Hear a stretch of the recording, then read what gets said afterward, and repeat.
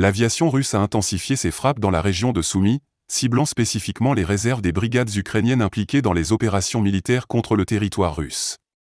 Selon les informations fournies par le ministère russe de la Défense, ces frappes ont visé les zones où se concentraient les personnels et les matériels militaires des brigades ukrainiennes, notamment les 41e et 54e brigades mécanisées, la 80e brigade d'assaut aérien, et le 69e bataillon de fusiliers distincts, ainsi que la 1re brigade de la garde nationale ukrainienne.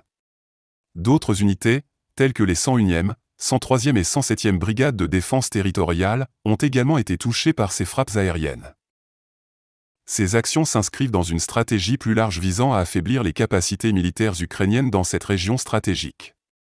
Les forces russes, appuyées par l'aviation et l'artillerie, ont réussi à repousser 8 attaques ukrainiennes en direction de Borok, Koronovo, Kremianois et Maleya-Lokny en une seule journée.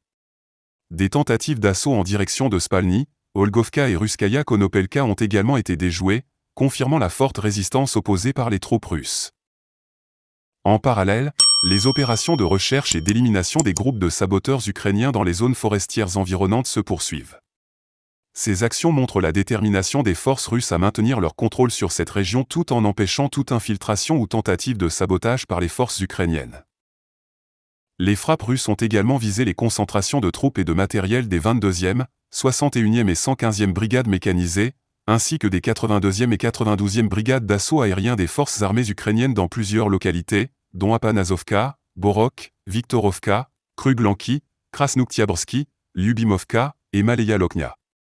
Les localités de Mirny, Noveya Sorochina, Obukovka, Plekovo, Sverdlikovo, Sudzi, Snagosti et Yuzny ont également été le théâtre de ces frappes. Ces actions récentes de l'armée russe soulignent également la complexité de la guerre en cours, où les opérations aériennes jouent un rôle crucial dans le soutien aux forces terrestres.